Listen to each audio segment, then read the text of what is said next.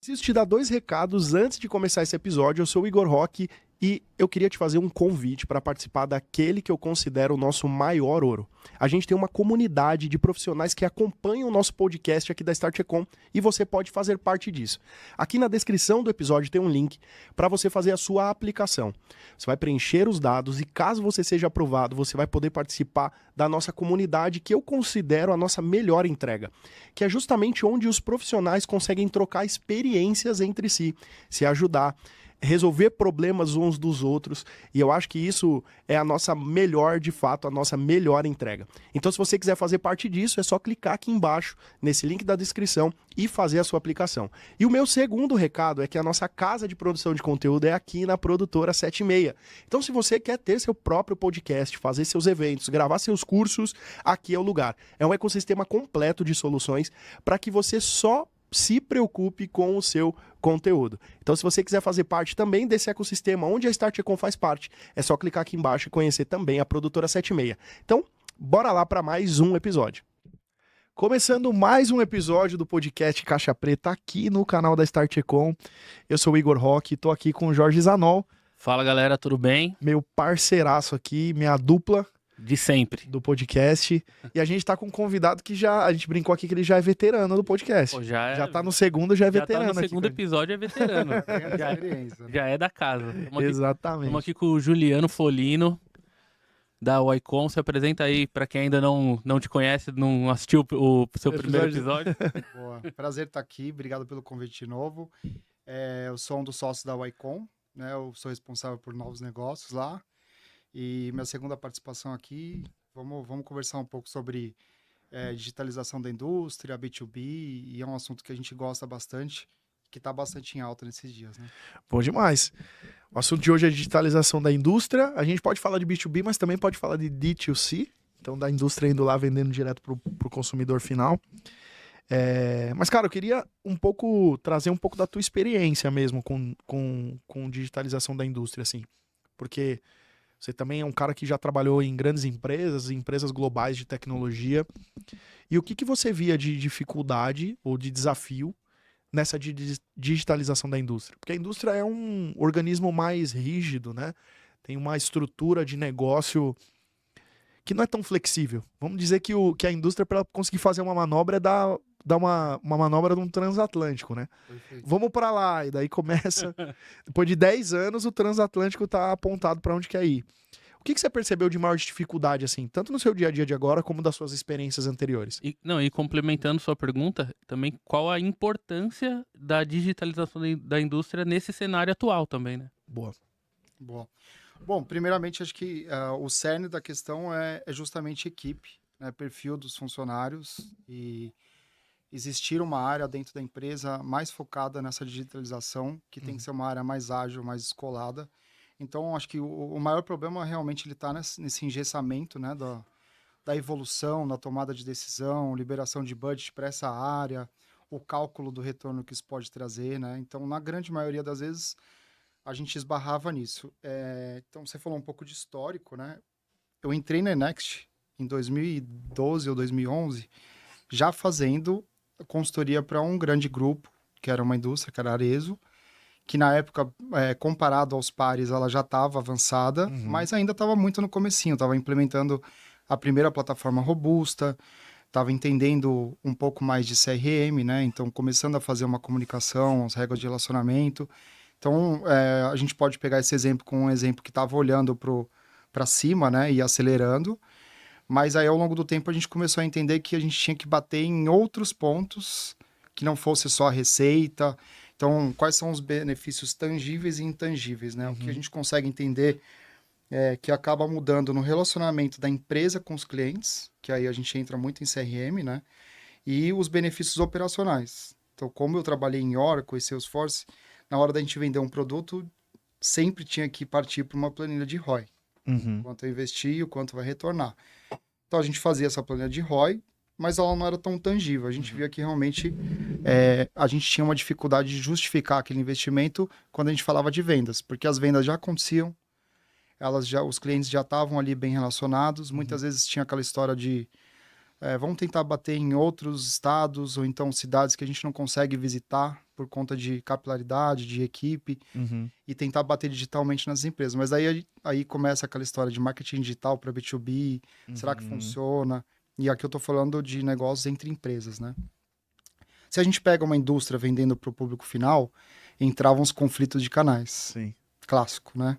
Então, eu vou atrapalhar minha cadeia, eu vou me complicar com os distribuidores, com os atacadistas, a gente vai ter que colocar um preço muito mais alto, isso pode manchar a reputação da empresa.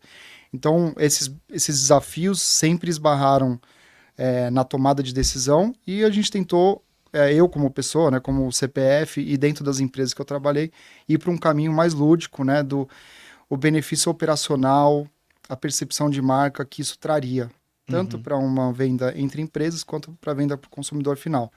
Então, aí entra um portal de serviços, né? Para o B2B funciona demais. Então, emissão de segunda via de nota fiscal, abertura de chamado, acompanhamento desses chamados. Então, você começa a trazer para a plataforma serviços e também um cockpit de informações para a tomada de decisões. E aquilo lá já traz um certo benefício que no olhar do dono, né, a maioria das empresas são familiares, ele já vê um certo valor e aí você consegue penetrar. Sim. E começa a fazer o ecossistema daquela indústria, começar a ser amigo do site, né? Amigo do digital.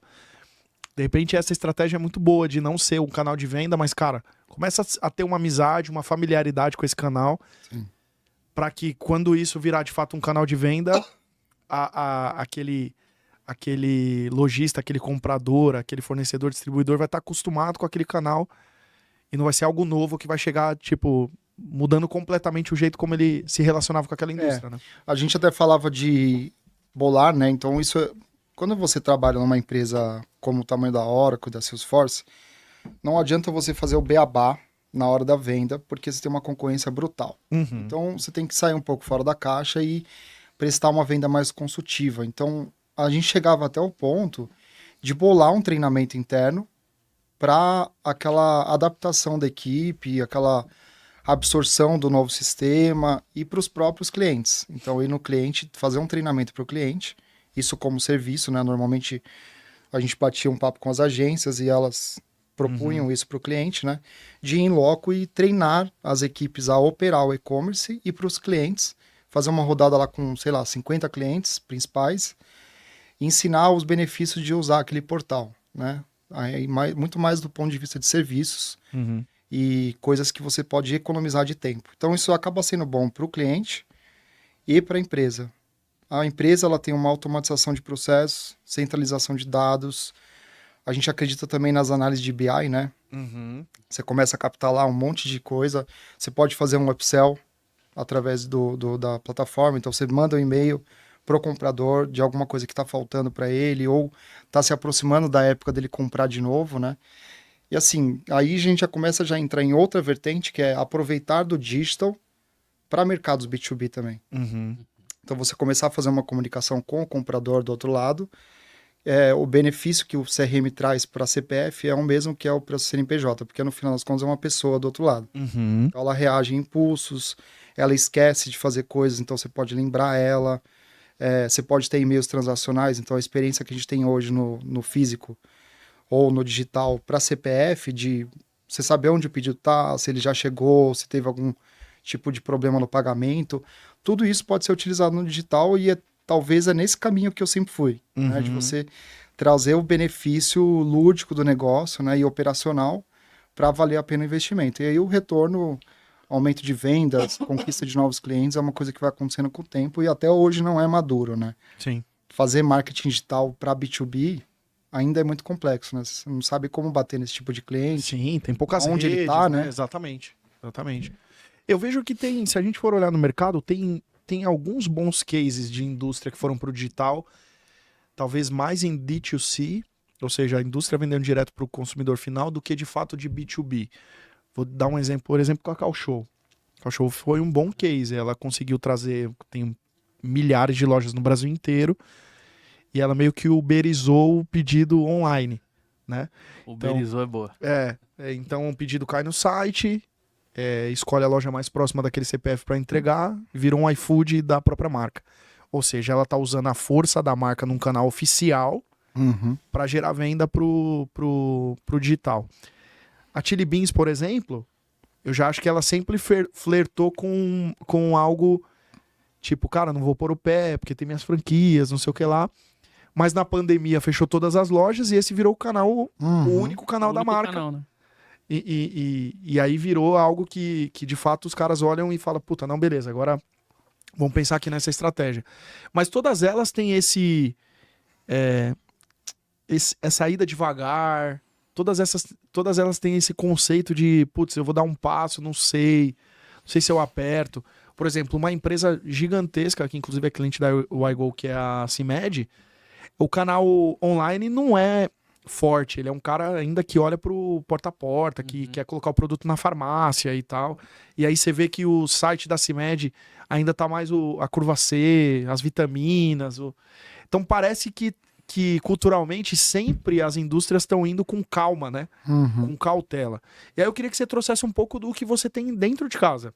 Assim, de cases que vocês já fizeram, indústrias e marcas que vocês implementaram, como que é essa estrutura dentro do negócio do cara e do ponto de vista de resultado, o que você acha que foi acertado assim na construção do canal digital? Sim.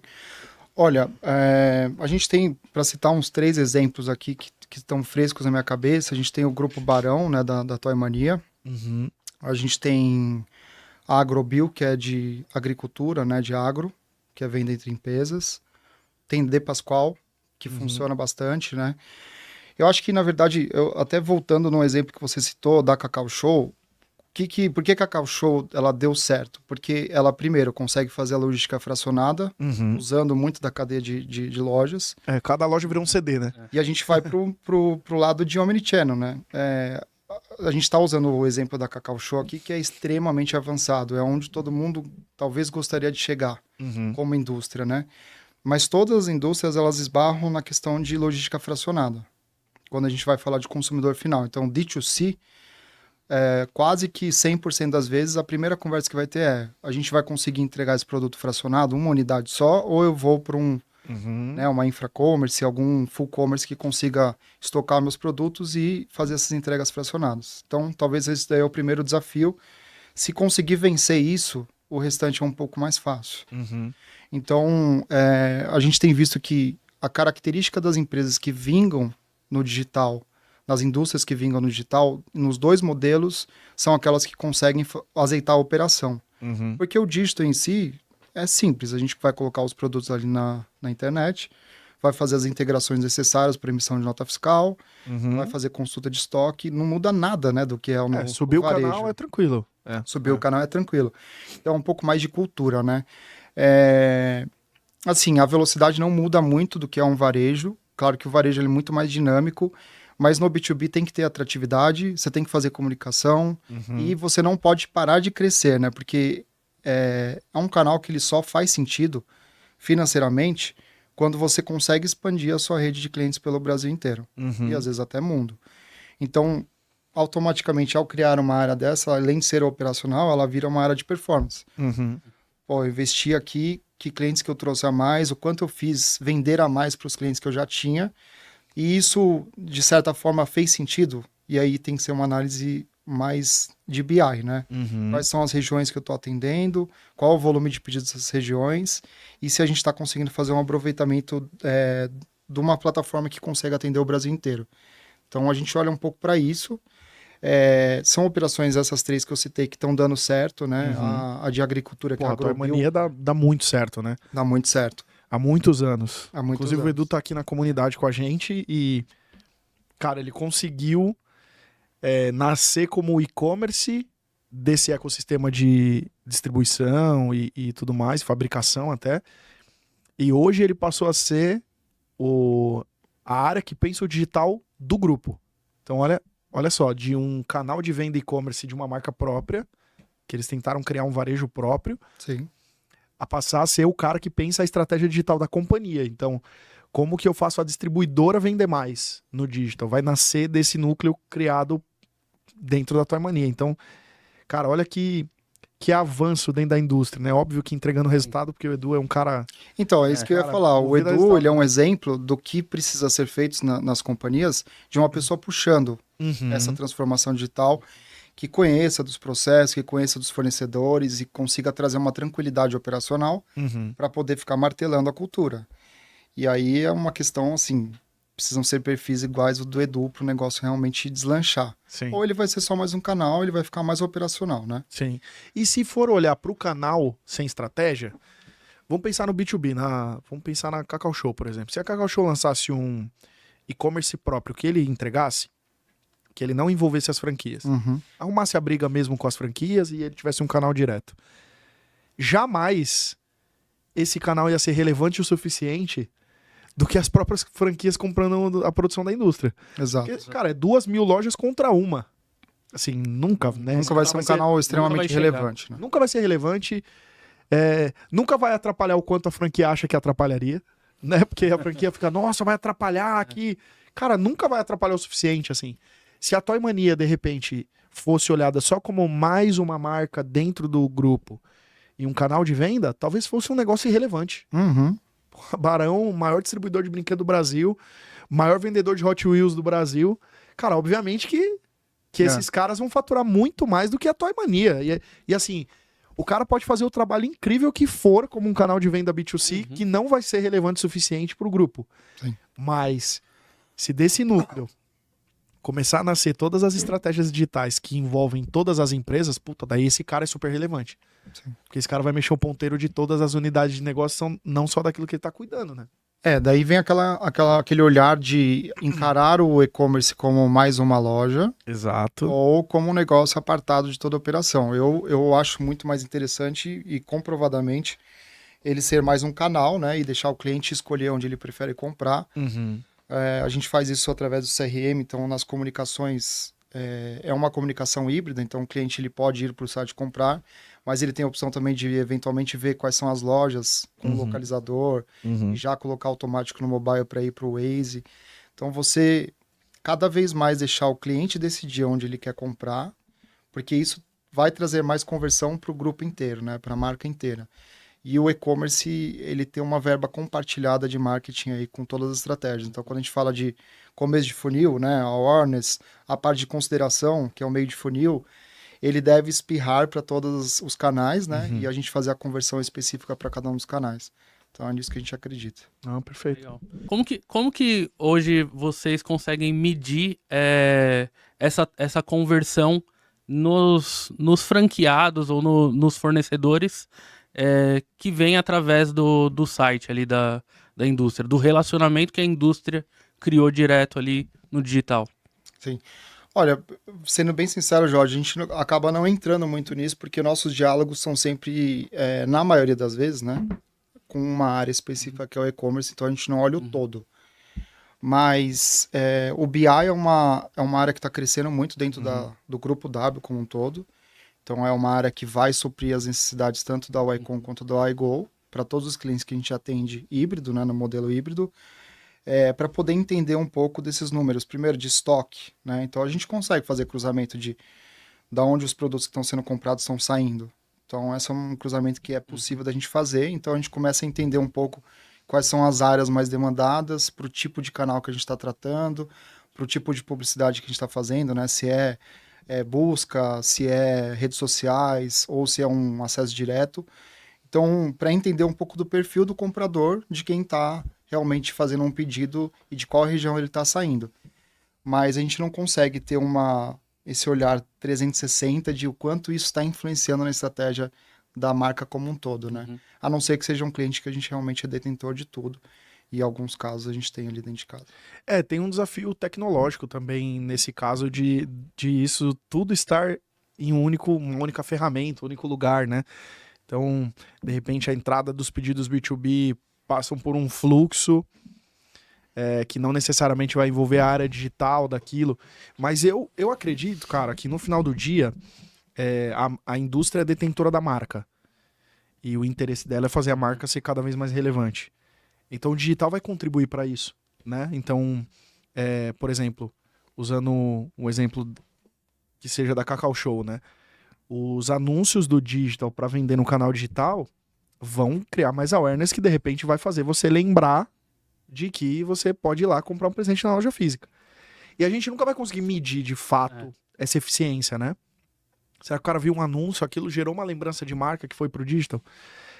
Mas de fato acontece, né? Porque a gente vê na experiência de compra. Às vezes você é impactado por diferentes canais e quando você vai lá, você decide o canal de venda impactado pelo canal de comunicação. Então, de fato, se você olhar como uma estratégia de marca, tudo contribui para a marca ser mais conhecida. Quanto mais anúncio em ads, quanto mais lojas físicas, mais exposição de marca, consequentemente, mais relevância na busca naquela região. Então, você vai no Google Trends e as marcas que têm maior capilaridade de loja física, consequentemente, tem uma busca maior pela marca no online. Então, acho que é difícil medir com eficiência, né? E dizer, cara, isso aqui veio dessa busca. Cravar, né? Cravar. Tem um ditado da publicidade offline que ele fala assim, 50% de toda a verba de publicidade offline, ela é desperdiçada, né? Metade desse investimento é desperdiçado. Eu só não sei qual é a metade. Então, existe um pouco disso, né? A gente consegue medir boa parte das coisas, mas existem coisas que elas são imensuráveis, né? A gente consegue saber que tá dando crescimento e awareness à marca, mas não necessariamente especificamente o que está sendo. Eu acho que isso tem um pouco a ver também com a maturidade da empresa, né? Do cliente que a gente está tratando, porque esse é um dado que normalmente a empresa pede pra gente.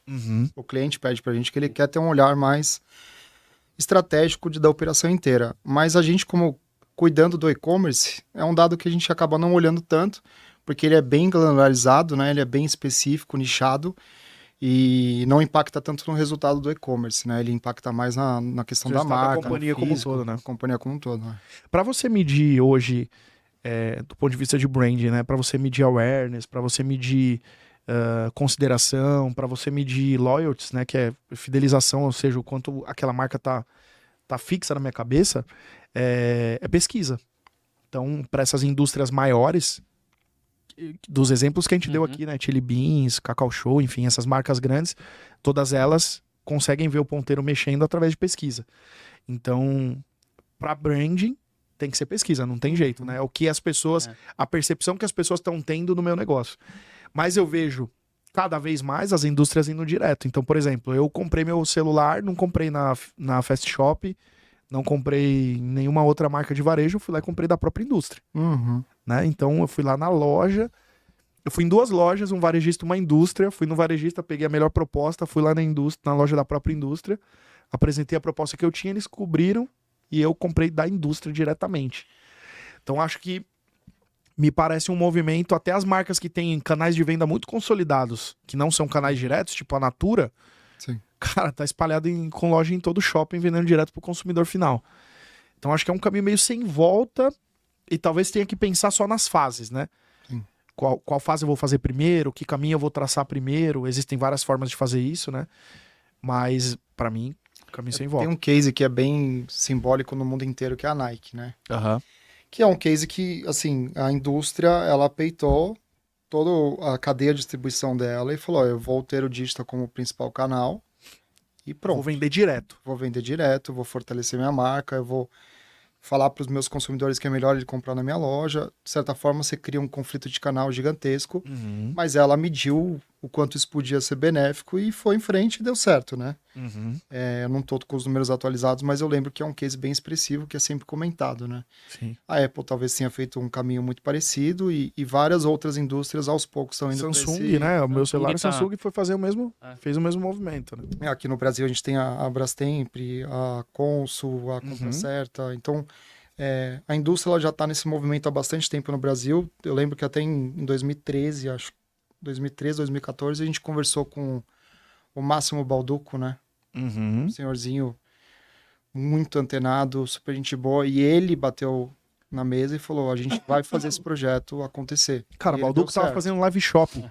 Olha que loucura. Balducco, que é uma indústria especificamente varejista, né? Porque tá em tudo supermercado. Extremamente tradicional. Tradicional. Tem uma puta loja na Castelo, ali perto da Outlet ali e tal. Eles abriram uma loja gigante no Ipiranga também. Então, cara, uma mega store na Castelo. Então, ali você acaba tendo contato com todos os produtos da loja e tal. Sim. E indo pro canal digital, D2C com live shop Eu lá tô pra você falando em comprar. 2013, há 10 anos atrás, É. eles estavam já indo pro digital. Na época era venda de caixas de panetone, né? Uhum. Era bem específico de Natal. E era para empresas darem para os funcionários. Então era meio que um B2B mesmo, né? Apesar de estar vendendo, quem quisesse comprar com CPF comprava, Tem um mas... nome específico. Hã? Tem um nome específico essa modalidade. Porque a compra certa também é esse mesmo modelo. É B2B2E. Será? Que não sei. Não sei como que é a nomenclatura, mas é esse lance da empresa comprando Para dar para os funcionários? isso, ou você liberando aquele canal Um só clube para de um grupo compras, de funcionários. Sim. Isso daí, assim, foi um trabalho de consultoria lá para poder entender as complexidades da operação, mas é o que eu falei no começo aqui da gravação. Se não existir uma pessoa evangelista ali dentro da empresa para empurrar, acho que talvez seja o ponto principal, é você trazer realmente um head ali de transformação digital, né, um CIO, que tem experiência com isso e consiga transformar culturalmente a empresa e preparar a estrutura para poder receber uma operação de e-commerce. Porque a gente sabe que não é simples, né? Ela tem várias coisas para você pensar, além da tecnologia, né? Sim. E é que nem vendedor, né? Você coloca o CRM para ele trabalhar, se você não colocar aquilo no dia a dia dele, algumas obrigações de preenchimento, é uma coisa que não vai. Né? E eu tive essa experiência nas empresas que eu trabalhei, eu estou implementando na Icon, que o CRM é extremamente importante por conta do analítico, né? Chegar no final do mês, a gente entendeu o que aconteceu na operação, e para isso tem que estar os dados preenchidos. Então, eu acho que é mais você vender o valor, né? O quanto isso vai facilitar o dia a dia do que ficar empurrando meta, né? Que é uma coisa que não... E considerando o tamanho do projeto, assim, investimento, tempo de implantação, como que você vê essa comparação entre B2C, que é uma loja vendendo para o cliente final, e um B2B? Assim, na tua experiência de agência e de tecnologia. Se demora mais tempo mesmo, se custa mais caro, não é mais caro, dá para fazer por fases. O que você consegue perceber e compartilhar? Então, o fluxo transacional, então o tempo de olhar para o mercado, falar com plataformas, definir o modelo de negócio, até o bater o martelo, é bem mais extenso do que um B2C. Né? Porque tem muito detalhe para cobrir, as integrações elas são mais complexas, né? Então ele demora para bater o martelo do caminho que ele vai traçar, e para implementar isso também é 2, 3 vezes mais longo do que um e-commerce normal. Dá para a gente fazer um modelo MVP? Dá. Então, para fazer uma largada rápida, já funcionando, para aqueles menores clientes terem ali um canal de compra, sem nenhum tipo de serviço ali dentro, mas que consiga empurrar esse pedido dentro do RP. Aí seria um projeto muito parecido com varejo. Mas quando a gente entra no B2B, a gente tem várias questões. E a principal delas é cálculo de imposto, tabela de preço por cliente, regionalização. A gente entra um pouco também na parte de limite de crédito. Então, são integrações mais complexas. Tem outros players que trabalham junto. Então, eu lembro aqui, acho que da Systax, a Valara, que são soluções que fazem esse cálculo de imposto, a parte tributária. Você tem uma integração logística também. A Artfor também faz esse trabalho, né? A Artfor também faz muito bem, inclusive para B2B, né? Tem alguns projetos importantes. E os projetos eles são mais complexos, não tem o que falar. Então, você precisa ajudar o cliente a tomar as decisões baseado em benchmarks, baseado no que já funcionou lá atrás, mas no final das contas, o maior problema que a gente esbarra é que normalmente quem está tocando o projeto do lado da indústria, ele não quer mudar o modelo que ele já tem atualmente. E trazer isso para o digital é muito doloroso. Não é só doloroso porque, tecnicamente falando, é complexo. É porque você está fazendo uma coisa, né, do nosso lado, como agência, contraproducente. Você está trazendo uma complexidade que o digital não aceita. Aí começa a ficar aquela jornada de compra burocrática, aí o pedido vai para lá, ele tem que esperar a aprovação, depois de 20 dias você recebe e-mail. Nesse meio período, você já perde o timing, né, que o digital deveria agilizar. Então a gente modela um pouco o negócio do cliente e aqueles que aceitam, a gente tenta simplificar para o digital para fazer esse teste. Se o negócio deu certo, a gente vai escalando aos poucos para outros tipos de cliente e a gente nunca indica os maiores clientes estar comprando no digital, porque ele tem aquela questão de relacionamento, pra você não Negociação perder. e tal. São os key accounts, né? Uhum. Então, são vendedores mais experientes que vão ali visitar o cliente, vai ter aquele contato mais próximo, e a gente deixa realmente o e-commerce para aquela cauda longa. Então, clientes menores, médios e também a expansão para novos clientes. Se você não aproveitar o e-commerce de uma indústria, seja para consumidor final ou para B2B, para você expandir a marca, para você atingir novos públicos, não vai ter muita efetividade, porque você vai vender para aqueles lá que já te conhecem, talvez num canal que possa custar até às vezes mais caro que uma ligação. E menos um canal que fideliza menos, né? Porque é uma venda mais fria, né? Mais fria. Eu lembro que teve um projeto da Unilever que eu participei da RFP, a gente acabou na época, na plataforma que eu estava trabalhando, a gente não levou. Mas foi um projeto exatamente para isso. Eles tinham lá os key accounts e as pessoas que eles atendiam com o vendedor, mas tinha boa parte dos compradores menores que não tinha uma visita de um vendedor com frequência. Então eles queriam abrir o canal digital para esses caras poderem comprar direto. Então imagina, o mercadinho do Zé lá no bairro, que hoje compra de um atacadão ou de um distribuidora atacarejo ou uma distribuidora qualquer, comprar direto da Unilever, né? Às vezes pelo mesmo preço, até num preço melhor. Então foi uma baita ideia e a parte logística, eles plugaram o mesmo distribuidor que atendia os key accounts. Então ele não criou conflito de canal. Não criou? Ele trouxe um cliente que estava comprando de uma outra empresa. Então assim, eu acho que é o que você falou, cara, às vezes existe caminhos de você mudar um pouco o modelo. Tipo, cara, mas eu não visito esses clientes. Ah, mas o distribuidor não entrega para eles. Cara, vamos tentar montar de um jeito aqui que o digital aceita, né? Sim. Eu não sei se continua sendo, mas durante muitos anos o case mais expressivo de B2B que a gente tinha aqui no Brasil era da Ambev, né, que é o parceiro Ambev. Independente da plataforma que eles trabalharam, né? O comportamento do consumidor deles, B2B, se moldou a isso. Sim. Ele não só se tornou o maior, mas assim, mais capilarizado do ponto de vista de entrega. Sim. E a Ambev é uma empresa de transporte, praticamente, né? De logística. E aí você fala, putz, mas não vai ter aderência, né? Meu público ele não vai comprar na internet. Esse é a maior prova de que vai, porque é aquele dono de restaurante, de boteco, né? De vendinha de esquina, que normalmente ele teria que fechar as portas ou pegar o carro, sair de casa às 5 horas da manhã para fazer a compra e chegar lá ainda abrir e servir os consumidores. Então, você receber esse pedido na frente de casa, saber onde ele está, se ele atrasou, ter a nota fiscal ali para poder fazer o seu controle financeiro, você traz muito benefício, né? Então, ele é um e-commerce, mas do outro lado também é uma iniciativa de você acelerar um portal do cliente mais moderno, né? Que seja mais ágil e tenha tudo ali na cara do gol, né? Para eles conseguirem ter agilidade. Eu considero um bom case também. E a Ambev, nesse lance de a indústria ir pro digital, tem bons cases, né? Porque lançou depois o Zé Delivery como uma startup, agora não só entregando pro bar, mas entregando a cerveja da indústria, teoricamente, né? A indústria levando direto pra casa do cara gelada. Na sua casa gelada, isso que eu ia falar. Óbvio que envolve toda a cadeia, o parceiro, o cara do boteco tá envolvido no processo e tal. Mas assim, o que eu gosto é da cultura da Ambev de provocar uma mudança em algo que está totalmente consolidado. Então, né? Quando eu fui comprador, eu já fui comprador de bar e restaurante. Então, eu fiz muita compra aí no parceiro Ambev. no parceiro da Ambev.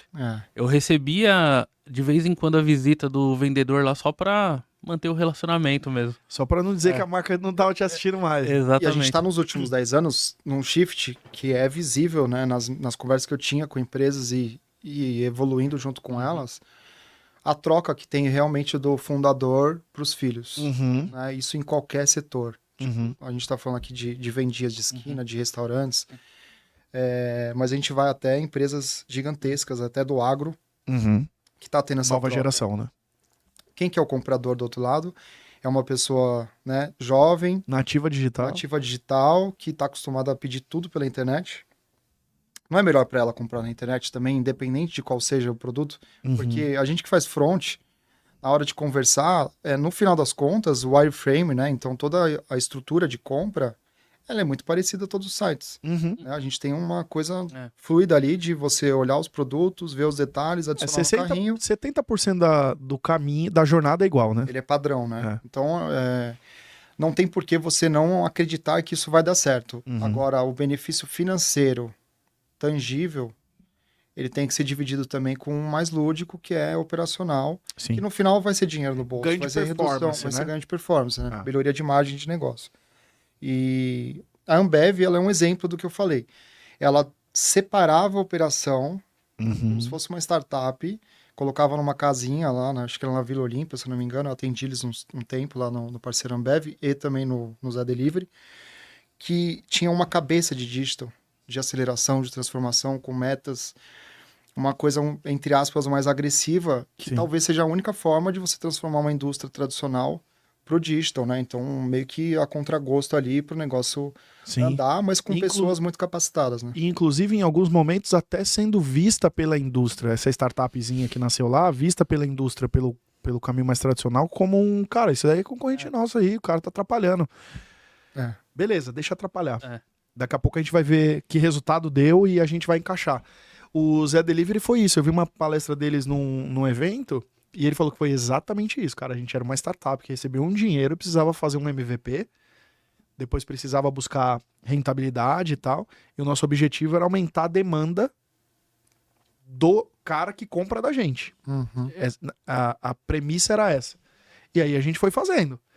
E testando, e entregador, e putz, mas ela não chegava gelada, e no tempo é esse. Shopee Brahma Express, também a terceira operação dos caras, todos deram certo, assim. Não é porque é Ambev só, é porque o modus operandi é o que faz o negócio acontecer, a coragem, né? Se a Balduco há 10 anos atrás já fazia esse negócio e vendia, a gente tinha campanhas bem expressivas de venda, por que hoje em dia ainda tem indústria que se recusa a fazer esse movimento? E você acha que essa parte da cultura é o mais difícil de implementar hoje? Talvez sim. O desafio não é nem tanto da agência, né? A nossa parte a gente vai entregar, mas quem tá lá na cadeira de CIO, ou até esse projeto entra em outras áreas, né? Logística, às vezes é o dono do e-commerce, né? Em poucas vezes é de marketing. Só se a gente estiver falando de uma indústria que já está mais digitalizada, já faz a parte de publicidade mais voltada para o digital do que para a TV tradicional ou outros meios impressos, tende a acontecer mais rápido. Mas se a gente pega uma indústria muito tradicional, chão de fábrica, que atendi várias aí ao redor do Brasil, de visitar e conversar com o dono, você vê que a estrutura não vai comportar, né? O TI, ele é totalmente voltado à infraestrutura, nunca teve nenhum relacionamento com plataformas de CRM, de e-commerce, e aí o desafio é um pouco maior. A gente, como parceiro, a gente vai entregar a tecnologia funcionando, né? Não é um bicho de 7 cabeças. Mas não é isso, né? Não é isso que vai Não é só isso, na verdade, né?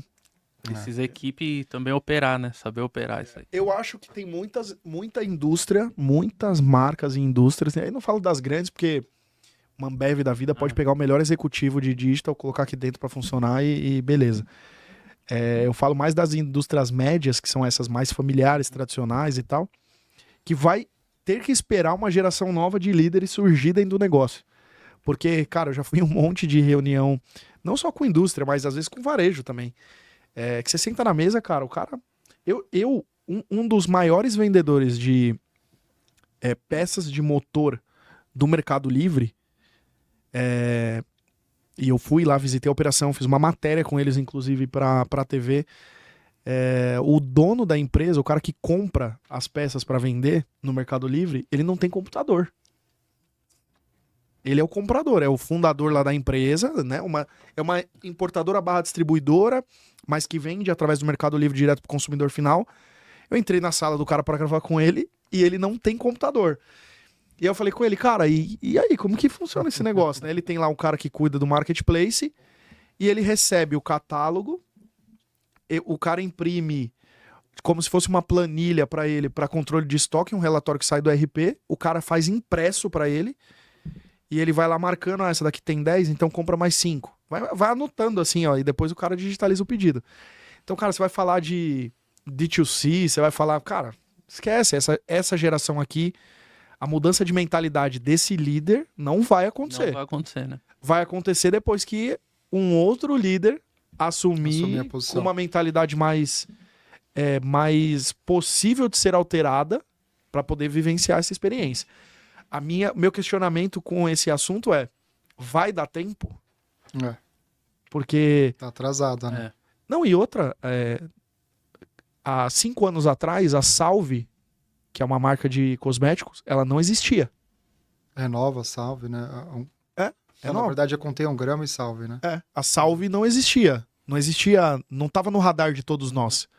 Hoje ela é top of mind. Uhum. Então, assim, quem era a indústria que não se digitalizou, que não usou o digital para construir marca, que ocupava esse lugar que hoje a gente nem sabe mais quem é? Pulverizou demais. Então, o nascimento das marcas novas, das indústrias novas para ocupar esse espaço, tá aí, cara. Então, eu não sei se vai dar tempo, sabe? De esperar essa geração mudar. Pode ser que muitas marcas e indústrias vão ficar no meio do caminho. Demais. Tanto que a gente vê empresas jovens comprando empresas tradicionais, né? Exato. Mobili Empresas agora de com 5 anos TikTok, atrás comprando. com É. Tokstok, TikTok. É. A Mobile com a Tokstok. Uhum. Acabou de comprar a empresa, uma empresa nova, que veio com uma mentalidade, uma cultura digital para o mercado de imóveis, comprou uma empresa tradicional, com décadas de vida, e acabou absorvendo. O mais natural seria o contrário, né? A seria o Tokstok contrário. comprar a Mobile e não É um belo inverso, exemplo. né? Eu te lembrei, enquanto a gente estava conversando aqui, de um case que eu atendi na Salesforce. Eles vendiam a Remaster, eles vendiam componentes elétricos para painéis de eletricidade de indústria, de empresas. Um negócio bem específico, bem B2B. Né? Tinha uma parte ali B2C, mas a maioria era bem entre empresas. Eles adotaram um método ali dentro que era assim. Primeiro tinha uma área de treinamento de Salesforce lá dentro, que era específica para as plataformas que estavam contratadas, então BI, CRM, e tinha um caminho dentro da empresa, né, desenhado no chão, de se você tem dúvida Salesforce, dirige-se a esse guichê, a essa sala, né? E era obrigatório todo mundo passar por treinamento, um treinamento que demorava alguns meses para poder tirar a certificação, e qualquer dúvida que tinham, iam lá nessa mesinha. Essa mesa ela foi desativada depois de 1 ano, porque ninguém mais tirava a dúvida. Então, por mais que às vezes você não tenha um CIO de mercado, a vontade de fazer acontecer e alguém que estude, ele consegue fazer uma boa movimentação. Sim. Então, talvez, eu acho que hoje... E por que eu tô falando isso, né? Porque a gente, às vezes, tenta indicar CIOs para operações. Pô, é do total interesse nosso colocar alguém lá para ter um relacionamento, né? Para poder ajudar o nosso cliente e os resultados fluírem. É difícil de achar. Você não consegue achar, porque tá todo mundo empregado, né? As Bem pessoas... pago, porque as empresas Bem tiraram pago. também normalmente esse cara de um lugar, né? Aí você vai trazer a opção ali e ele coloca qual que é a faixa salarial, o dono da empresa se assusta e começam todos aqueles problemas. Então, a gente esbarra um pouco nisso. Então, talvez seja algo que a gente pode tentar influenciar, mas é uma seleção natural que vai acontecer das empresas que têm esse estalo de falar, vamos investir aqui nessa área que o negócio vai dar certo. Sim, sim. Cara, faz total sentido. Acho que a gente tem um desafio cultural, ao mesmo tempo que as indústrias precisam ter um pouco de pressa, porque hoje é muito mais rápido construir marca como era antigamente. Sim. Então, antigamente, pra você ter uma marca forte, demorava décadas. Hoje em dia, Rápido. muito rápido, você vira top of mind, 3, 4, 5 anos, se engata uma boa estratégia no digital, você já tá pulverizado para todos. Então, Airbnb ninguém conhecia, há 10 anos atrás ninguém conhecia. Hoje não se fala em aluguel de algum lugar que não seja por eles, ou seja, os caras em 10 anos viraram top of mind global. Então, a velocidade com que se constrói marca tá muito mais rápido. O Uber há 10 anos não era o que é hoje, né? Sim. Então, Uber era uma agência. Hoje em dia é um aplicativo e, cara, Global, né? global. Então, assim, totalmente diferente o modelo de crescimento. Então, as indústrias, às vezes, falam, cara, mas a gente tá aqui há 50 anos, tal. A gente tem um espaço aqui, cara, em pouco tempo pode existir uma empresa com viés mais digital que vai engolir o mercado, vendendo uma experiência melhor e que pode ser que não dê tempo, né, dessa empresa se transformar digitalmente. Se eles quiserem ficar mais 50, precisa ter pressa, né? É, Nessa digitalização. sem dúvida, sem dúvida. Eu acho legal, teve uma iniciativa do E-Commerce Brasil agora de ter um evento só para isso, né? De falar de industrialização, de digitalização da indústria. Eu acho que é muito legal, é um evento que tem ano a ano crescido mais, então me parece que a indústria também está tendo muito interesse em ouvir mais sobre isso, porque para mim é isso, cara. Cada vez mais as marcas conseguem construir relevância muito mais rápido. Minha esposa consome marcas que eu não sabia nem que existia. E aí hoje, cara, top of mind, tipo assim, coisas que tem até que são invasivas, tipo coisa para tratamento do rosto, que antigamente, cara, eu vou na marca que É mais respeitada, mais conhecida. respeitada, que meu médico indicou. Hoje em dia não mais, cara. A influenciadora pôs o link lá, ela usa, a pele dela é bonita, vou testar. Então hoje parece que o consumidor também tá mais adepto a marcas novas, o que é mais desafiador para aquelas que são mais tradicionais, né? A gente estava falando de perfil, né, de transformação digital e a importância de ter uma pessoa. Nas indústrias que você já entende que o B2C está construído, está numa velocidade de cruzeiro, está estruturado, né, a cultura já se transformou, está acontecendo bastante dessa pessoa, né, que está fazendo essa transformação digital, olhar para o outro lado e ver que ela pode aplicar o mesmo método, né, e fazer essa transformação na área B2B. Então, talvez isso esteja, de certa forma, impulsionando. É o caso do Edu, por exemplo. Tá cuidando dos 2 guarda-chuvas lá. Sim. E o resultado do B2C fez quem liderava ele ter coragem de... Não, então vai agora tentar fazer no B2B, né? Exatamente. É uma coisa essencial, mas tem essa preocupação, né, de você atrapalhar, às vezes, a cadeia de distribuição, seus fornecedores, seus parceiros, né, de negócio. Então, eu acho que a maior resistência ainda está nesse conflito de canais. Porque as pessoas, em alguns casos, elas já estão dentro de casa, né? Então, seria um movimento um pouco mais fácil. Sim. Mas daí começa a fazer esse movimento e aí tem todas as barreiras, né, os engessamentos de operação, e ela acaba perdendo um pouco o gás e não segue em frente. Pra gente usar o último exemplo já pra gente terminar, a Ikezaki fez um movimento muito interessante nesse sentido. A Ikezaki, ela construiu um canal B2C, então tem lojas físicas, tem um bom relacionamento com a indústria, então sou um varejista, montei a loja física, e a head de e-commerce se tornou a CMO da empresa. Então assim, nasceu do e-commerce, a pessoa que pensava e-commerce agora pensa a estratégia do negócio. de marketing da companhia. E daí, quando a gente fala de companhia, é o varejo, é a distribuição, que eles têm uma empresa de distribuição, são as marcas próprias, que eles são donos da Taif, são os eventos, que tem Hair Brasil e outras coisas, ou seja, eles assumiram que o pensamento de marketing da companhia é melhor que seja de alguém que pensa pelo digital, né? Ou que tem uma grande bagagem no digital.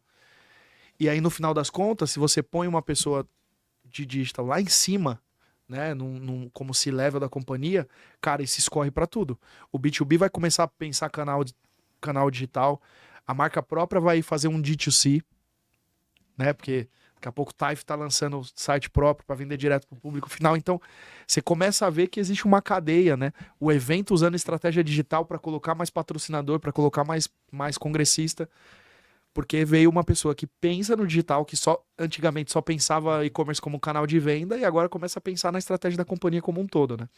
Então, às vezes, pode ser movimento, né? Dar espaço para a rede de e-commerce dentro das indústrias a terem mais voz em outros comitês, que não só o comitê de canal, né? Sim. Você usou um exemplo bom, que é a Edilane, né, que é uma pessoa que conhece muito, já teve várias operações que ela conseguiu dar resultado, então ela já se provou com o tempo, que está sempre estudando, que é bem relacionada no mercado e tem energia. Sim. Esse é o perfil perfeito para uma indústria que seja, às vezes, um pouco mais tradicional, que tenha dificuldades, que consiga ouvir a voz da experiência e com dados aceitar aquele MVP e o negócio ir crescendo. Então, é um ótimo exemplo do que tem que acontecer para a indústria dar um chacoalhão e investir um pouco mais no digital, né? Sim, faz sentido. Eu acho que energia também é muito... Energia é muito importante, né? Porque Cara, energia é muito importante, velho. é um mercado cansativo e muito dinâmico E, cara, 90 nãos com dados. Imagina sem dados. Imagina sem dados. 150 não. É. Né? O cara tomando não o tempo inteiro, mesmo provando por A mais B no dado, mas não agora, mas calma, mas no próximo quarto a gente olha isso. Para tem B2B que ter eu muita iria energia. para um caminho de portal do cliente, que é Uhum. uma forma mais rápida, né? Você só precisa de integrações para trazer o dado ali para dentro, não é Uhum. complexo. Então, você colocar um link para a nota fiscal lá, você conseguir colocar todos os pedidos já realizados, até passados, né? Uhum. Você contrata a plataforma, hoje imputa o histórico de pedidos, ele já vira uma ferramenta que o usuário ele já começa a acessar ali pelo menos uma vez por mês para poder Uhum. fazer alguma atividade. Coloca Em catálogo algum momento você sem vai lá e venda, coloca... sem checkout, né? Exatamente. Coloca os produtos, trabalha um pouco o SEO, a descrição. Lá na frente você coloca um botão de comprar, ainda assim com aprovação de cadastro, com aprovação de pedido, com limite de crédito manual. Depois você vai imputando isso automático. Então tem uma trilha Para um gigantesca. começo de relacionamento aí, né? Entre a indústria e o cliente. Principalmente de absorção de tecnologia, né? Porque vai ser um software novo ali dentro. E você vai ter que entender o tipo de profissional que trabalha nele, se você tem agilidade ou não, quanto custa. Então, acho que essa estratégia granularizada de você começar com um portal de serviço talvez seja bem interessante. No D2C já não tem essa possibilidade. Mas você pode fazer que nem a Balduco fez, de colocar entregas de caixas, né, com maior volume de produtos, e aos poucos ir vendo o interesse do público, baixando essa quantidade, trabalhando nossa logística, olhando às vezes para um full commerce, né? Uhum. Então tem caminhos de Se MVP Se mede factíveis. colocando curva C, ou seja, o que o teu varejista, teu cliente principal não está comprando, mas você tem e quer gerar exposição para o consumidor final, para que ele vá no varejista procurar esse produto. Você pode colocar nesse canal de D2C da indústria. Conectando com o marketplace, tendo os dados todos centralizados de volume de canais, Conhecendo mais seu cliente dado final. do cliente. Assim, né? a gente poderia ficar falando aqui horas e horas, né, de estratégias para você, principalmente, chegar no seu consumidor final e ter o dado dele, que acho que no final das contas isso é o mais importante, né? As indústrias não estão fazendo isso só para eventualmente ter mais um canal ou vender mais. Eles precisam conhecer o cliente deles para fidelizar e brigar contra essa concorrência que cada vez está mais pesada. Por isso que a gente acredita muito em CRM, tá? Inclusive pensar em produtos novos, né? Conhecendo mais seu cliente, você também, como indústria, pode Desenvolver produtos novos. Se mede de novo. Exatamente. Se mede de novo, que fez um protetor labial com a Fini. Ou Exato. seja, isso não nasceria do tradicional. Um varejista da ponta nunca daria esse insight para ele. Não, Ele tinha que estar ali no digital, A CIMED ele é um circulando exemplo, e entendendo, né? assim como o Ikezak, né? Mas acho que do ponto de vista de uma empresa familiar, tradicional, Uhum.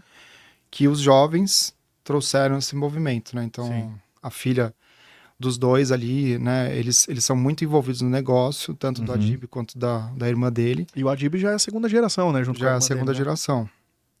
E ele fala muito sobre isso, né? Mas, Uhum. assim, é o olhar mesmo do jovem que puxa essas ideias, cria essa área de inovação, e é o que faz a diferença. Ter uma área separada ali de inovação, olhando o dia inteiro para isso Uhum. e demandando das outras áreas, talvez seja o caminho mais rápido. Né? Bom demais, cara. Bom demais, que aula, hein? Estamos quase uma hora aqui falando de B2B. Boa. Não imaginei que ia render tanto. Vamos gravar outro episódio falando de B2B. Boa. Cara, deixa suas redes sociais aí, como que as pessoas conseguem se conectar com você, com a Icon. Boa. Quem tiver desafio como indústria para digitalizar, como que elas fazem para te procurar? Com certeza. A gente está no Instagram e no LinkedIn como o Icon Agência, né? Então, qualquer um dos dois que você procurar, você vai encontrar a gente. E nós somos do Grupo W, né? Somos da mesma empresa da YGO Digital, que também está nesses dois canais. A gente consegue fazer toda a jornada, né, de marketing digital, aquisição, conversão e retenção, e a gente também faz implementação de e-commerce e BI. Tá? Então, qualquer das frentes aí de transformação digital a gente consegue atender.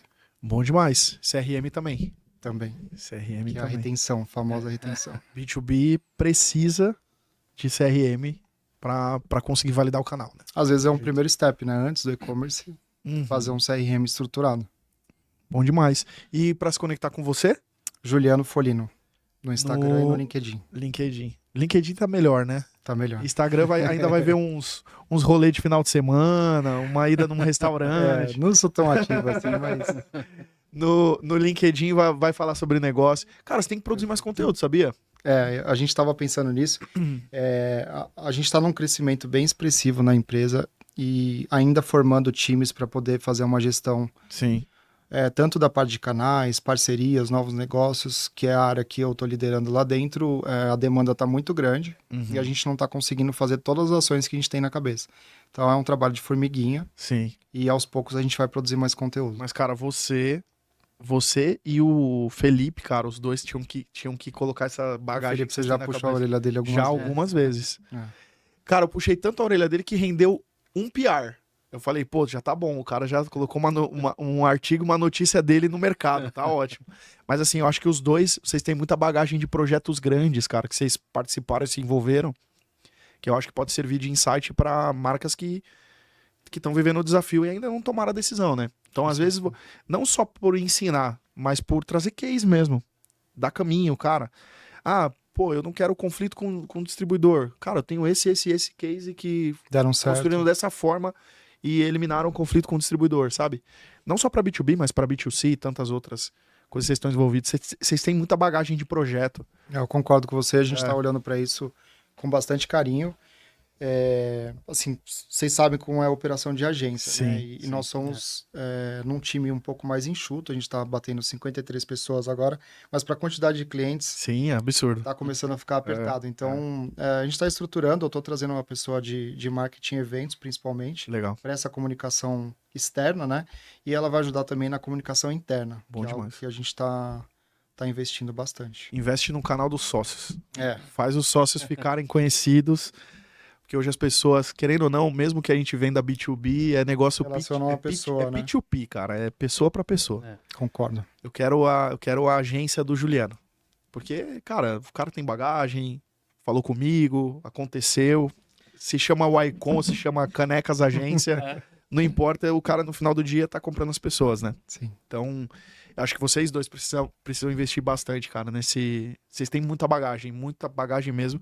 E quem tem a oportunidade de sentar com vocês para comprar de vocês, serviço ou projeto, acaba absorvendo essa bagagem, né? Mas vocês poderiam fazer isso com mais capilaridade. Mais volume, né? Com certeza. A gente vai Com pensar certeza. bastante nisso. A gente puxa o quanto pode aqui no podcast.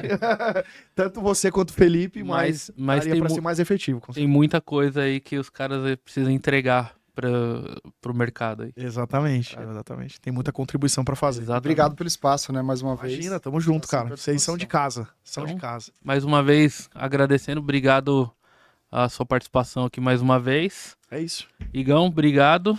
E quem tá aqui com a gente até agora, curte aqui, compartilha e coloca aqui nos comentários o que você quer ver aqui no nosso canal, no canal da Start Econ. O que você quer ver aqui? Coloca aqui nos comentários pra gente. E segue o canal.